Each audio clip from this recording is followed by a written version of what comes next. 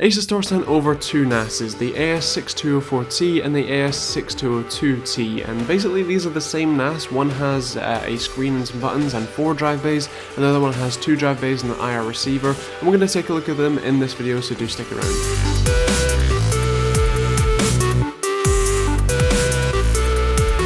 Check out TechteamGB.co.uk for more awesome news, reviews and other stuff, including more information on this product and many more. Stick around for this awesome video. So to take a look at the exterior, obviously they both feature illuminated power buttons, hard drive activity LEDs, dual LAN indicators and a USB 3 button port on the front with a one-touch copy button surrounding them. And obviously the main difference is that the 4-bay has a screen with buttons to navigate the menu system as well. In terms of the specs, they're basically exactly the same. An Intel Celeron 1.6 GHz quad-core with 4 GB of RAM, and an HDMI port that can support 4K at 30Hz, as well as dual gigabit Ethernets, USB 2, USB 3 and eSATA ports, as well as obviously DC in and SPDIF, and obviously a bigger fan on the larger model. And inside the accessory box you pretty much get the same stuff: the power pack, 2 Ethernet cables and all the screws that you'll need to screw the drives in, as these are not toolless drive bays. That would obviously be something I'd like to see sort of improved in the future, but the drive bays aren't too noisy unless the drives are being sort of fully written to, so when you first turn the device on, the synchronization process is quite loud overall, but the NAS fan doesn't turn on that much, so it's relatively quiet once you're in sort of normal operation. Now the 4-bay model with the screen, I wanted to show you the options that you can do here. There is a decent bit of configuration and sort of information available, and by default it shows the IP address as well as a custom menu. Obviously the individual drives light up to show activity, as well as the LAN indicator, and the full sort of overall hard drive activity indicator lights up too. Now the reason this is connected to a 4K monitor is that this HDMI port, as I said, does support 4K. Now obviously this is not the fastest machine on the planet, and as you can expect it does take some time to both just kind of use the UI, but the thing is that this is kind of slated as a media center type thing. You could have it, you know, next to your TV and stream, you know, Netflix and that sort of thing to it, as well as obviously play the local media files.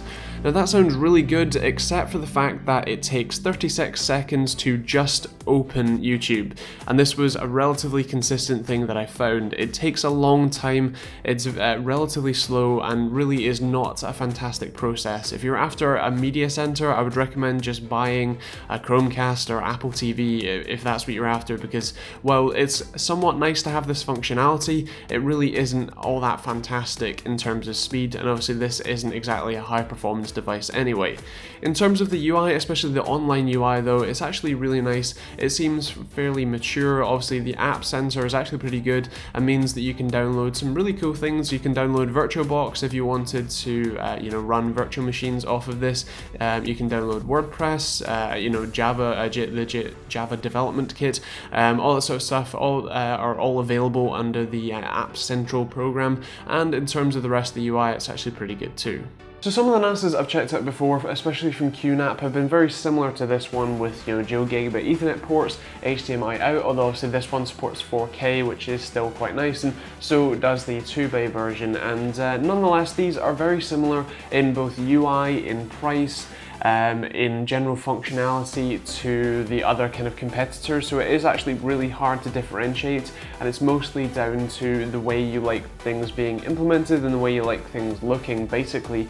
Because for example, the QNAP NASes have virtualization built into the OS, but these ones have virtualization in the form of VirtualBox as a, you know, app that you can download. They generally share almost identical app stores, so if, you know, you're looking for a torrent client, you know, you got BitTorrent or uTorrent and all that sort of stuff. If you're looking for web serving, both of these run WordPress. They actually run pretty much almost identical sets of software, and the UI experience is very similar as well. And in terms of performance, it really is just up to which one you like. Personally, I actually quite like the QNAP NAS because it has upgradable RAM as well, which is really nice, especially if you're running virtualization. But nonetheless, these are still rather nice in terms of the value that they're at, despite them being relatively expensive overall. So don't be surprised if you look at the price in the description down below. But yeah, nonetheless, it's still quite nice. It is relatively quiet, although the drives can get a little bit noisy, especially when you're first booting it up and it's synchronizing the drives. and nonetheless all the configurations are good. Both of these have decent fan systems that keep the drives nice and cool as well, so I really don't have too much to complain about, but I don't have too much to boast about either, so it's kind of a balance of they're nice products, you know, just go for the one that you like the best, really. In terms of scoring, I'm going to go for a 4 for 5 for money. This is kind of a joint award because they're very similar. They're basically exactly the same spec, just, you know, the bigger one has 2 more drive bays. So in terms of performance, I'm going to go for a 4 because it's quite good, especially in terms of the actual you know, transfer speeds, because you have the dual gigabit Ethernet that you can team, but nonetheless it still can be a bit slow and unresponsive, especially on the HDMI port sort of UI interface, which is why it's getting a 4 for functionality as well. It's going to get a 4 for style and a 4 for TechteamGB score. And I think as a collective they'll get the silver award because while they are really nice NASes, there is still room for improvement in terms of the functionality that they can provide, being kind of innovative in the area necessarily, as you know, there's not too many differentiating features between the sort of different ones, as I've said, and being a little bit faster as well, especially for the price you pay, which, considering you can build a pretty decent like gaming PC for this price, that is something to be aware of. But yeah, nonetheless, that's pretty much it. If you've enjoyed the video, found it useful, feel free to hit the like button and subscribe. If you didn't like it, feel free to hit the dislike button, but let me know why in the comments down below so that I can improve for next time. Otherwise, I really don't know. Also, feel free to check out my Amazon affiliate link in the description down below if you're buying stuff, and especially if you want to pick up this NAS, there'll be a link in the description down below there for you too. And yeah, other than that, check us out on Facebook and Twitter. I hope you enjoyed the video, and we'll see you all in the next one.